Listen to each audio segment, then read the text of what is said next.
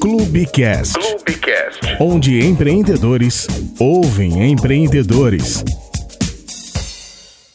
Mais um episódio do Clubecast, o podcast institucional do Clube Empreendedor Brasil. Esse é um espaço muito conhecido por vocês que nos acompanham, que é o espaço em que a gente recebe empreendedores, empresários de diferentes ramos para mostrar como a mentalidade empreendedora atingiu diferentes áreas, saindo daquele tradicionalismo do que se entende sobre ter uma empresa. E hoje o papo é sobre empreender na área da estética e da beleza. Eu falo diretamente com você que me assiste sobre os bastidores do que é de fato empreender com a estética em um mercado altamente volátil, que você pisca, enquanto a gente está gravando aqui, já mudou alguma coisa, alguma tecnologia já foi implementada, alguma tendência de procedimento estético já está em alta diferente, outra já caiu. Como trabalhar em um mercado altamente volátil, em que o seu público volta e meia vai trazer para o seu consultório uma tendência diferente, uma busca quase que inalcançável, que é a famosa perfeição. O padrão estético muda a cada ano. Como trabalhar com a estética, a beleza, transformando o cuidado estético em negócios. Então, falando sobre isso,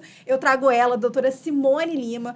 Você que é uma empreendedora, mas também, antes de empreendedora, você é uma profissional que é referência em harmonização orofacial no Brasil. É odontóloga, né, formada pela Universidade Federal Fluminense. É especialista e mestrando em harmonização orofacial. Também vem formando novos profissionais, né, nessa área. Tem residência em cirurgias estéticas da face em Miami. Então, já tem uma questão de uma profissionalização internacional em relação a isso. Seja muito bem-vinda ao Clubecast de hoje, doutora Simone. Obrigada, muito obrigada, Luana. É um prazer estar aqui com vocês. Vamos já começar com um assunto que a gente até introduziu aqui no episódio, que é a questão de como a gente transforma esse cuidado estético em negócios, né? A gente vai começar falando um pouco sobre empreendedorismo, é inevitável, não vamos conseguir fugir disso, se tratando do Clube Empreendedor Brasil, mas de uma forma estratégica. Então, hoje você trabalha com uma harmonização orofacial num mercado altamente volátil, que precisa pensar nesse cuidado estético e na ética profissional, também com um olhar para business, um olhar para negócios. Como é que é virar essa chave enquanto profissional de harmonização, odontóloga, para esse olhar mais de negócios, doutora Simone?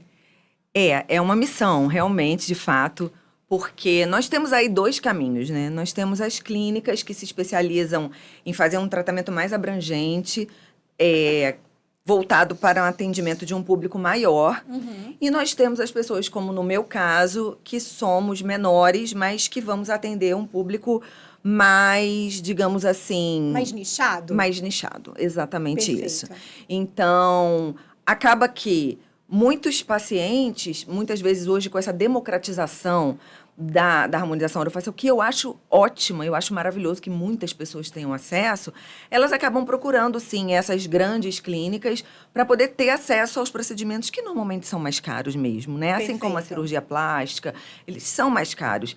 Então, eu acho incrível que a gente possa dar acesso a todas as pessoas. Mas, no meu caso, é um público mais nichado, de fato. Essa questão de nicho de mercado também é uma forma de visão empreendedora, né? Porque você entende uma dor e você atende aquela dor. Exatamente. Né? Você trabalha com uma proposta dentro do seu perfil das redes sociais, que é falar sobre o envelhecimento de uma forma natural, né? Gerenciar o processo de envelhecer, que é a melhor parte da vida, você ter conseguido viver ao máximo, chegar ao envelhecimento, não é um terror como a gente acredita que seja, mas com naturalidade. E isso é um propósito do seu negócio, você entender o nicho de mercado, que são profissionais, até profissionais, né, de outras áreas que vão te buscar com essa finalidade, para envelhecer dentro da área profissional com um outro arquétipo, né? E a questão é, as pessoas buscam você, o seu público hoje é um público que quer envelhecer com mais naturalidade, mas deve chegar de tudo no seu consultório, né? Como é que você entendeu esse nicho de trabalhar com essa naturalidade quando se fala em procedimento estético?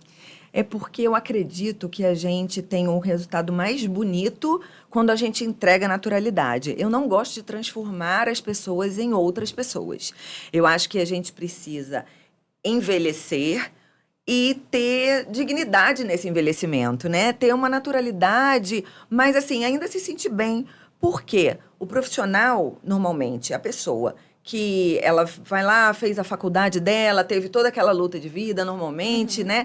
E aí, quando chega lá pelos 40 anos em média, ela já tem ela está bem posicionada no mercado, ela já montou uma família normalmente, e ela está já podendo viajar, podendo realizar várias coisas na vida, só que muitas vezes ela se olha no espelho e ela não se reconhece mais. Ela já vê muitos sulcos, aquele olhar de cansado que por mais que passe uma maquiagem, ela não consegue se livrar daquele olhar de cansado, e as pessoas perguntam, tá zangada? Porque tá sempre com aquela, né, já chega a fazer aquele sulco aqui, que fica para sempre aquele sulco.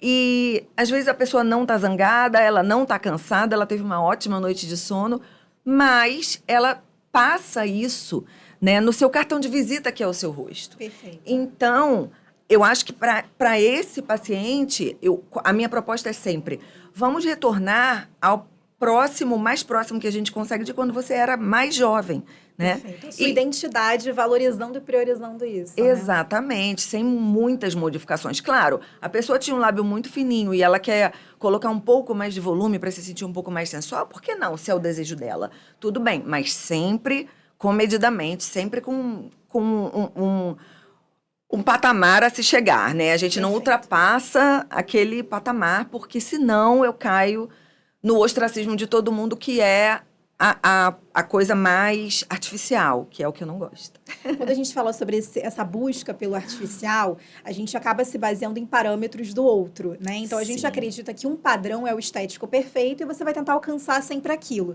Sendo que, na verdade, você tem uma identidade, um DNA, uma genética completamente diferente desse padrão, como a maioria das pessoas tem. É um padrão, muitas vezes, feito por um robô. Então, não tem como você chegar similar ao que um robô é.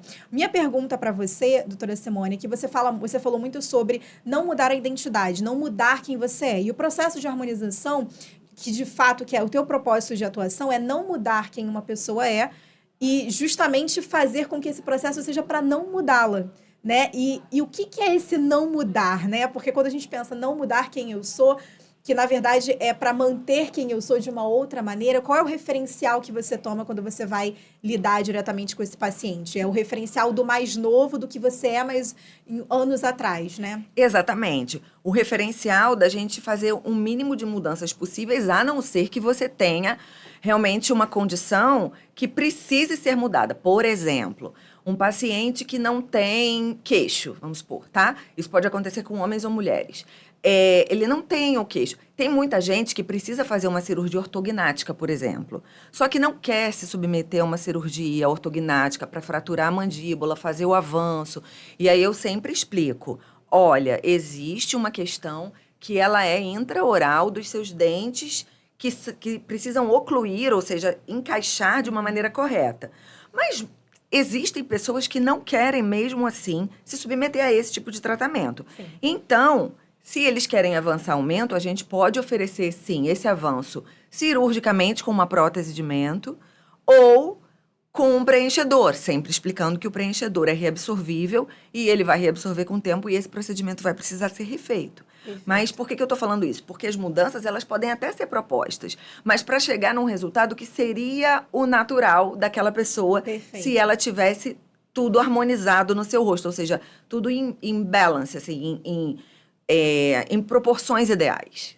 Porque essa busca, inclusive, pela harmonização facial teve um boom muito grande, né? E como você mesmo disse, hoje é mais democrático, então é mais acessível, as pessoas não precisam hoje ser hiper ricas para ter um acesso ao mínimo procedimento que possa vir a ser numa clínica estética. Antes, a nossa referência era sempre artistas, né? Então, a população comum não tinha acesso a nada, né? Então, você tinha aquela disparidade muito grande, que você via só pessoas muito famosas tinham aquela pele que você espera chegar aos 40 e hoje não. Mulheres com uma condição financeira não tão, né, exorbitante têm essa possibilidade, envelhecem da maneira que elas escolhem dentro do possível. E essa frase sobre você não faz harmonização para mudar quem é, mas justamente para não mudar, é para você manter ali, você vai envelhecer, mas com entendimento de que você vai priorizar ali o que dá para ser feito, mantendo essa identificação com o espelho, né? Com aquilo que é aquilo. Dentro, você não tá com 60, 70 anos. por fora, a casca, tá. Mas é possível você envelhecer com naturalidade, com cuidado, sem mudar a sua identidade como um todo, né? Sim, sem dúvida. E isso, inclusive, tem impactos em toda a vida da pessoa. Então, existem trabalhos já que mostram, trabalhos científicos, papers publicados, que mostram que quando a gente tem uma autoestima elevada, a gente tem também um ganho de segurança, né? E isso leva à liberação de neurotransmissores, como a dopamina, por exemplo, que fazem com que a gente se sinta melhor, se sinta mais amado mesmo. Isso é químico, sabe? E áreas do cérebro que são, como a amígdala, córtex pré-frontal, que aí a gente vai ativar essas áreas, quando a gente se olha no espelho e tem aquela sensação boa, a gente ativa áreas de prazer e desativa áreas de estresse. Então, isso melhora a qualidade do casamento, a qualidade do sexo, da relação sexual, porque você ganha segurança, a qualidade do seu relacionamento no emprego, porque muitas vezes você precisa fazer uma apresentação para alguém e você tem que ir lá para frente para falar, então você ganha segurança em tudo na sua vida. Até para você falar com seu vizinho, você vai falar melhor. E esse ponto sobre a questão da escolha do envelhecer, né? Porque eu percebo isso muito da minha geração, que é uma mentalidade, não, eu quero escolher envelhecer diferente. Hoje a gente tem essa possibilidade. Porque antes, na época da minha avó, por exemplo, até da minha mãe, era muito difícil você já imaginava com 50, 60 anos de um jeito. Uma vovó. Uma vovó. A de 80, 90 anos, bem velhinha. Só que não é a realidade. As mulheres com 50, 60 são super joviais, né?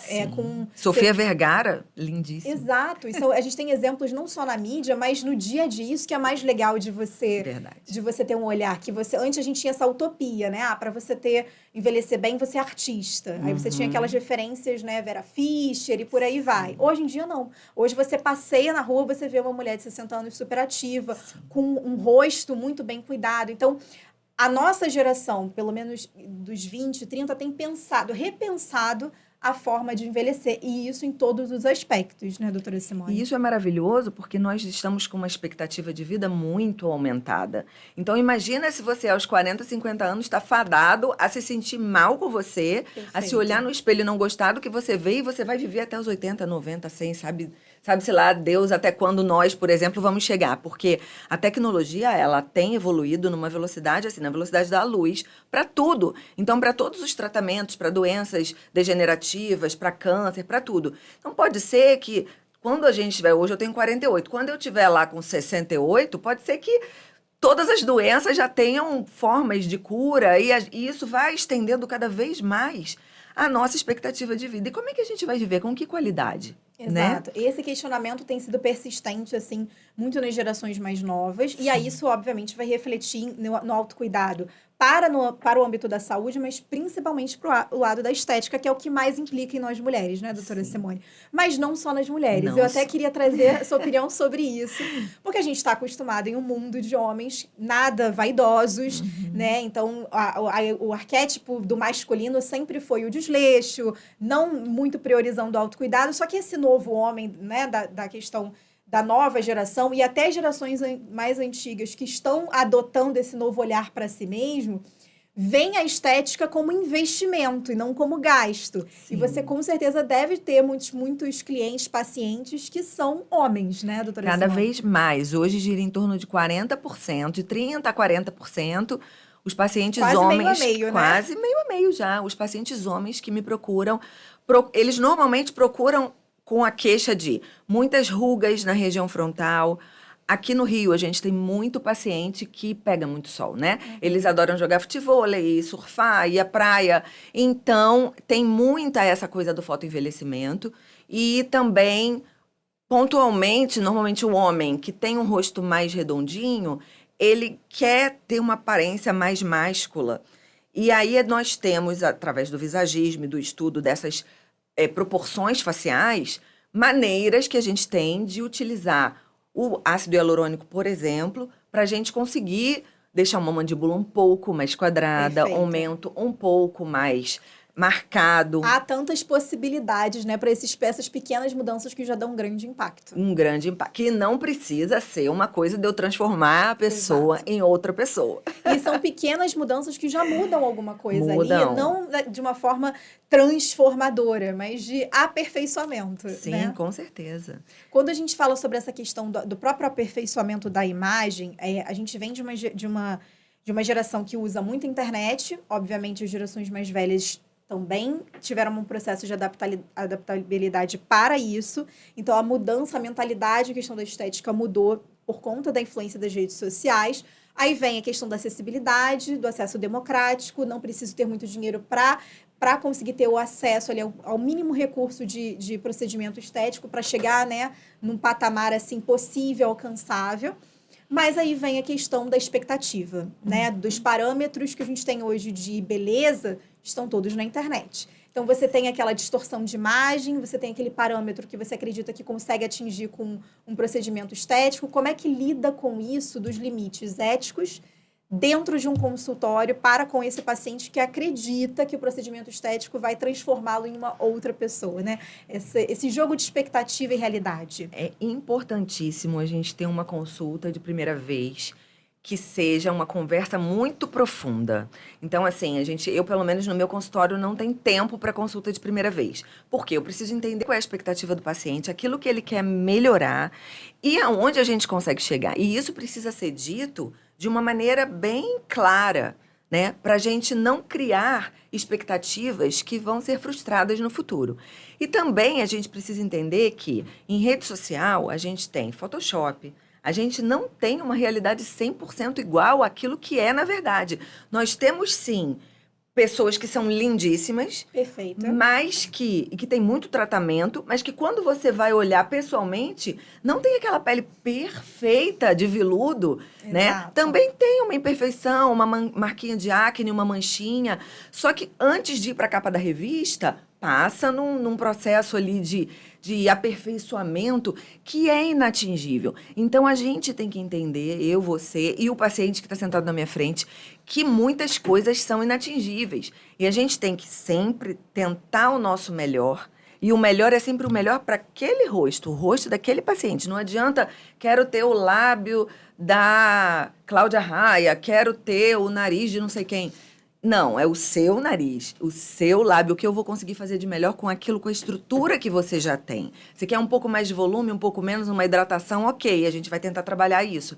Mas com as características que você apresenta, que Deus te deu, que são maravilhosas. São suas, né? E todos nós temos uma beleza que é de cada um. Perfeito. Que é o que faz a gente ser a gente, né? Exatamente. A gente não precisa se transformar em outra pessoa. Se a gente reaviva isso, se a gente coloca luz nos pontos de mais força que você tem no rosto, a gente deixa a pessoa muito feliz. Você não precisa ter o rosto de outra pessoa para ser feliz. E isso é uma questão que a gente também tem que entrar na questão psicológica.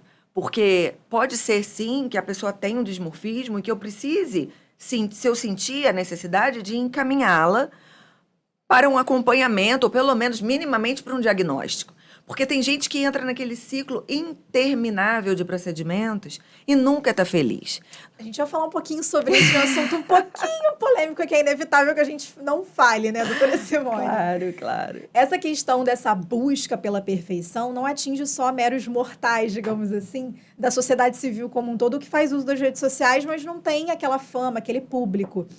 Atinge também quem está lá em alta, né? Então, a gente vê o caso da Anitta, por exemplo, que viralizou as tantas mil cirurgias plásticas que foram feitas, dá até um susto, né? Porque você fala, realmente, esse resultado final é parecido com quem você é, mas não é. É outro rosto. É outro rosto. Né? E aí, como é que isso chega no consultório e sua visão também, enquanto profissional, dessa busca incansável, principalmente por quem lida com o público? Então, eu imagino que a pressão seja infinitamente maior, até porque a gente fica com aquele olhar, né, pro defeito. Nossa, parece tão perfeita, será que tem um defeitinho? Então, essas pessoas têm que estar o tempo inteiro não parecendo ter defeitos, então, uma pressão absurda. E, ao mesmo tempo, contribuem para um consumo desenfreado, com muita energia para o procedimento estético. Então, no seu olhar, como lidar com essa questão, né? Para pessoas como a Anitta, deve ser extremamente cansativo, né? Para essas pessoas da mídia terem que estar bem 100% do tempo. Então, assim, é realmente, como você falou, uma pressão absurda pela perfeição. O fato dela ter 30 e pouquinhos anos, né? 32, eu acho, e já ter se submetido a 50 cirurgias plásticas, não é um problema. Não cabe a mim esse julgamento. Perfeito. A questão é que ela é uma pessoa que influencia massas. E especialmente jovens, né? Então, esses jovens que normalmente têm uma personalidade ainda em formação, estão caminhando para buscar a mesma coisa que eles veem naquela pessoa que eles têm como ídolo, né? Então, isso é que me preocupa.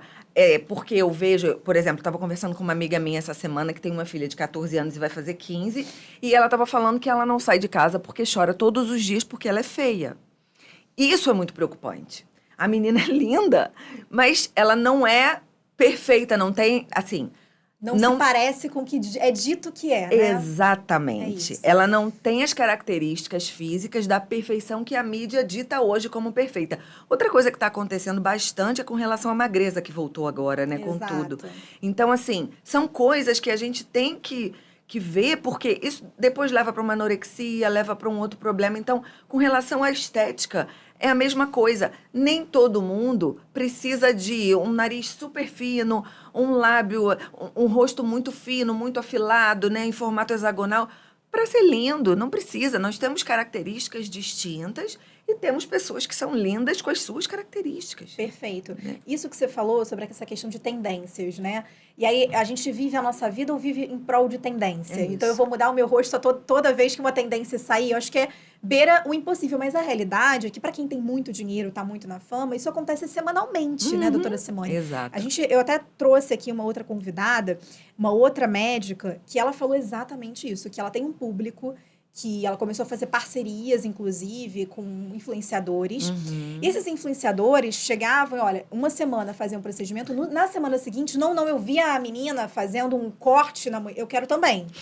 E aí, ela, não, mas não é assim que as coisas funcionam. Não, mas eu quero isso, eu tenho dinheiro, eu vou pagar.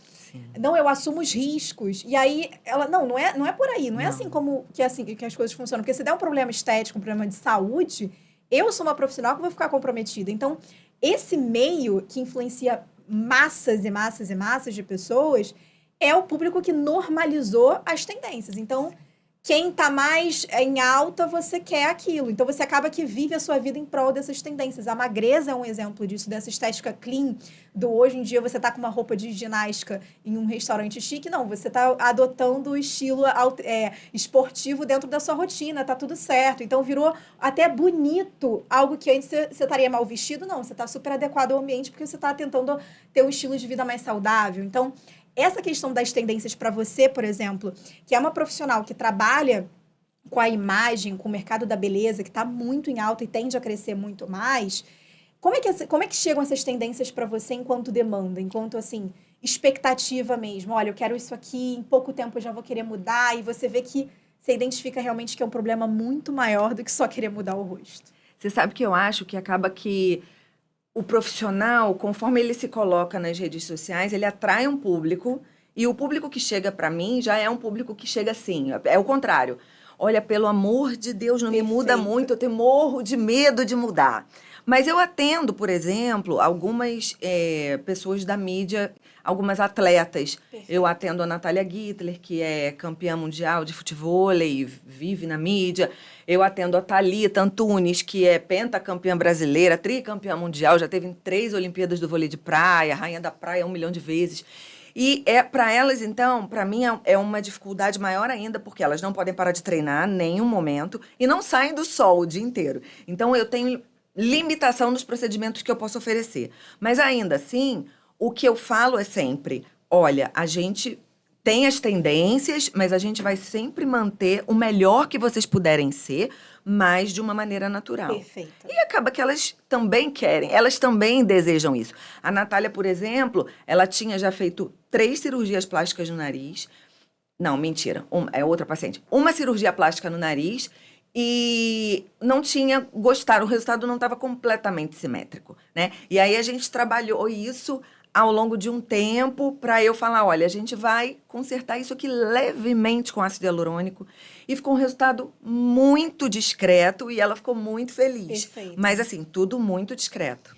Por isso que é importante também nichar o público, né? Sim, Porque como você sim, nichou um público que vai buscar você pela naturalidade, você trabalha menos com essa autoexpectativa de mudança radical, né, doutora Simone? Exatamente. Acaba que para mim não chega com essa, olha, eu quero mudar completamente. Perfeito. Não, os pacientes não chegam com essa queixa, né? E quando houve o boom, ainda está em alta, obviamente, mas diferente. Por isso a gente bateu muito nessa tecla da tendência, né?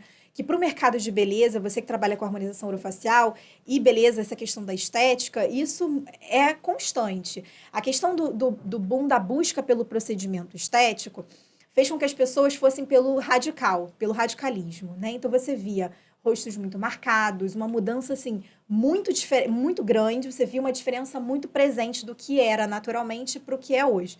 Aí essa expectativa das pessoas em relação às mudanças dos procedimentos mudou. Então, eu não quero mais, não quero que ficar assim. Então, provavelmente, muitas médicas chegavam, né, com seus pacientes, olha, eu não quero ficar desse jeito, porque ficou muito artificial. E aí também começou a ter uma pressão em quem faz, que é da alta mídia, de não, tá feio. Aí tem uma pressão também do público de já ridicularizar, de você, né, pressionar a pessoa a mudar de novo.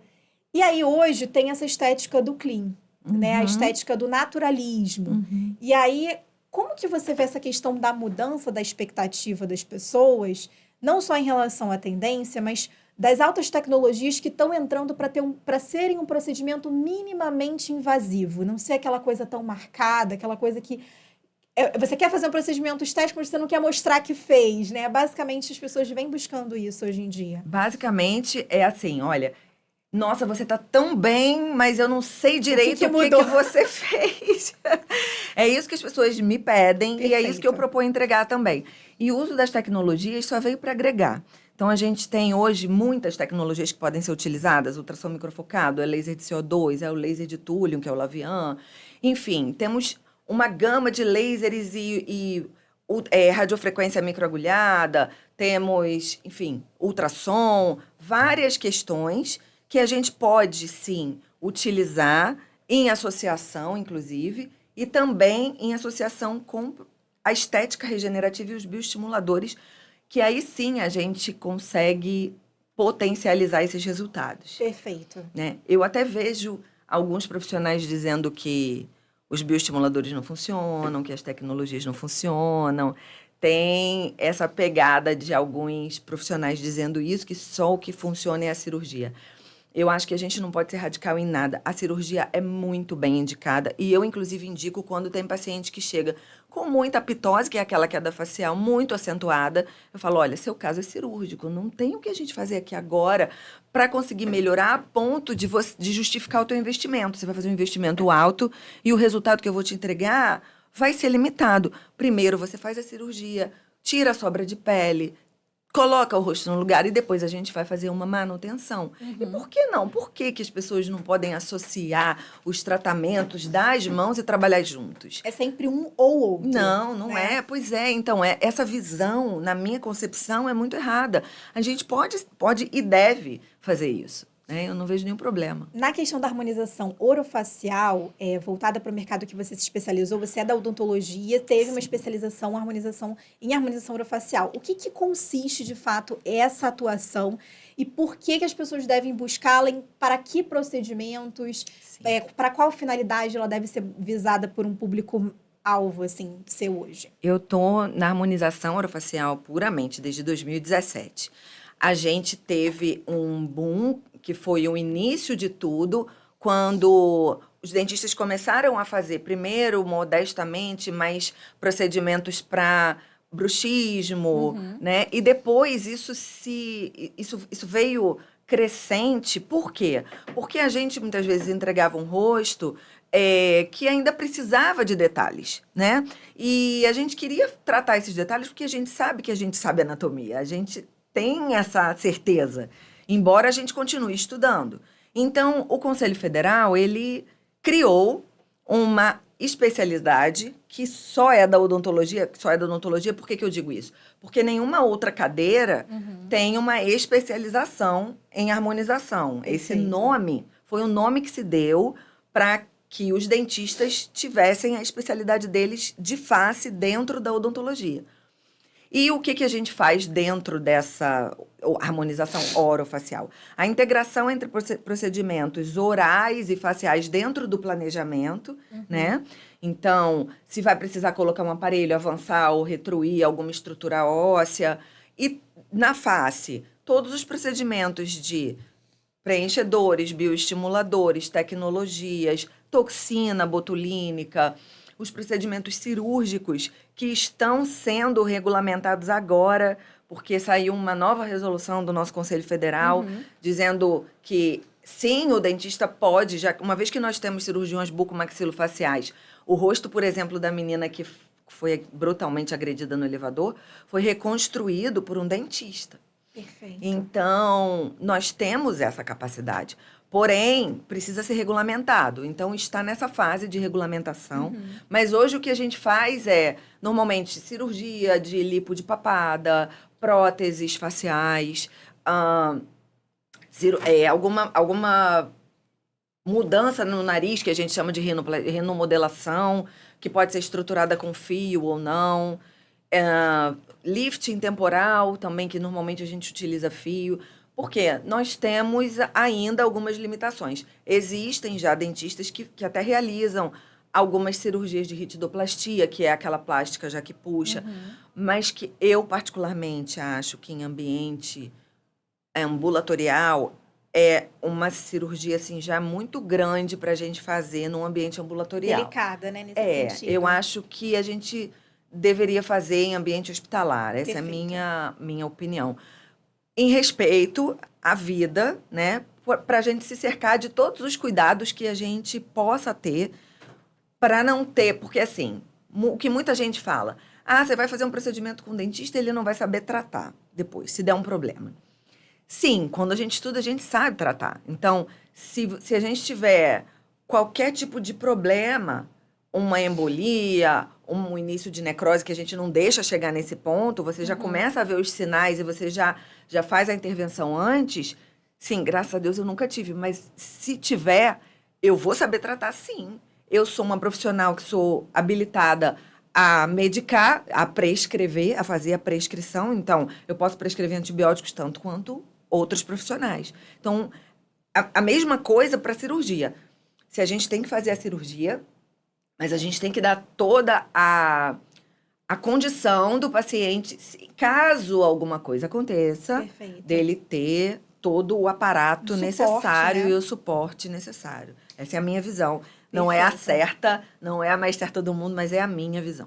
Mas é importante você também trazer essa visão, doutora Simone, porque dentro de um mercado em que muitas pessoas estão indo para a odontologia para migrar para a área da estética e beleza, né? Inclusive, tem muitos profissionais que estão se formando hoje visando essa área. Então, não é mais só para aquela coisa clínica, né? É para uma área mais de procedimento estético, porque é um boom, é um mercado vigente, então a galera já tem uma visão aí de formação para atuar com certos nichos de mercado. Então, essa sua visão também traz um olhar para como que a odontologia como um todo tá formando esses novos profissionais, em questão de preparo, de regulamentação, para também atender uma demanda que vai continuar crescente. Quanto mais a gente tem aí jovens entrando no mercado de trabalho, poder aquisitivo crescendo, aí a gente espera que a economia sempre avance para isso, o acesso vai ser cada vez mais democrático e a busca cada vez mais precoce. Sem dúvida, a busca cada vez mais precoce. E a gente precisa entender também que esses jovens, eles têm que buscar, sim, alguma coisa que dê dinheiro, né? Que é o que o jovem procura, né? Vou fazer harmonização porque dá dinheiro. Mas não é só isso. Precisa amar. Se a gente faz o que a gente não ama, a gente não tem êxito. Então, se você ama a pediatria, e todo mundo fala, pediatria não dá dinheiro. Não, mas... se você for bom naquilo que você vai fazer, certamente você vai ser remunerado por aquilo. Então, eu acho que assim, meu conselho para os jovens, eu já tenho 25 anos de formada, meu conselho é, faça aquilo que você ama, que faz seus olhos brilharem, sabe? Porque aí sim vai ser fácil. Qualquer coisa que você faça não vai ser trabalho, vai ser prazer. Encontrar propósito, né, doutora Simone? Exatamente, exatamente. Quando você começou dentro da odontologia, como é que foi esse olhar para migrar de área? Assim, claro que quando você se formou, você já tinha uma visão de atuação, mas isso mudou? Era uma área que você sempre quis? Como é que foi esse seu olhar até para uma questão empreendedora para esse mercado que está cada vez mais crescente hoje no Brasil, principalmente? Eu comecei querendo aprender o Botox, né? Pra mim, pra colocar no meu rosto, porque muitas vezes eu às vezes ia fazer com algum profissional e não ficava do jeito que eu queria. Perfeito. Aí eu falava assim, quer saber de uma coisa? Vou aprender isso pra fazer na minha mãe, pra fazer em mim, pra fazer na minha tia, enfim, sabe? Nas minhas amigas. Só que eu tenho mania de estudar. Então, quando eu já fui pro primeiro curso, eu já fui pra uma residência que já era 1 ano. Aham. Eu falei, já quer saber? Já que eu vou aprender nessa residência aqui, porque já aprendo tudo, né? Preenchimento. E aí eu me apaixonei completamente. E aí você E entendeu aí que era essa área eu entendi mesmo. que era essa área. Antes eu já trabalhava com estética, eu gostava bastante da estética intraoral, mas depois é tanta coisa para estudar na harmonização que, assim, se a gente... Tem muita gente que ainda continua fazendo a parte intraoral e a parte extraoral, e eu acho super válido. Mas eu entendi que o meu amor, a minha paixão que faz meus olhos brilharem, de fato, é a harmonização. Por quê? Uma das coisas que mais me deixa, assim, feliz, quando o paciente sai do consultório e fala, nossa, você mudou minha vida, como eu tô feliz. Muitas vezes, dentro da estética intraoral, você melhora um sorriso, mas a pessoa não fica com aquele grau de felicidade. E às vezes chegava no consultório falando assim, não gosto de ver um dentista. Agora ninguém fala isso pra mim. Não gosto de ver um dentista, não. Todo mundo chega lá, eu amo vir aqui. Até porque o resultado é... Porque como você falou, né, questão da odontologia clínica, você tem uma mudança ali, ok, mas quando você trabalha outros pontos da face e pequenos refinamentos e aperfeiçoamentos, não é só o impacto, por exemplo, dos dentes, o impacto do alinhamento, não é só isso. Não. Isso vai impactar todo o seu visual na tua imagem, né? Sem dúvida. Mas tem uma questão também que é social, que as pessoas associam dentista à dor. E isso é muito ruim. Isso é uma coisa que eu gostaria muito que mudasse. Porque até mães, às vezes, eu lembro quando trabalhava em posto de saúde lá no meu início da carreira, que as mães chegavam e falavam assim, olha, se você não fizer isso, fulaninho, para a criança, né? Vou te levar no dentista. Então, assim, acaba associando, sabe? A dor, vou te levar no dentista e vai ser ruim, vai doer. E não precisa ser assim. Aliás, não é assim. Os bons profissionais, eles trabalham muito bem sem proporcionar dor para o paciente. Né? Claro que tem umas coisas que não tem como a gente Não tem como tirar. O fugir. barulhinho, a anestesia, né? Aquele barulhinho do motor. Mas, de uma maneira geral, pode ser sim uma experiência proveitosa. Por que não? Né? E gostosa de se estar ali naquele momento. Dentro da harmonização orofacial, doutora Simone, existem vários procedimentos, é uma infinidade de possibilidades, né? O que você oferece hoje dentro do seu consultório, buscando esse também nicho de mercado que busca naturalidade, busca um envelhecimento com saúde e sem mudar radicalmente, entendendo as limitações? O que tem mais de tecnológico que você vem oferecendo? Os serviços, né? O que as pessoas chegando no seu consultório vão encontrar de possibilidades? Eu ofereço protocolos.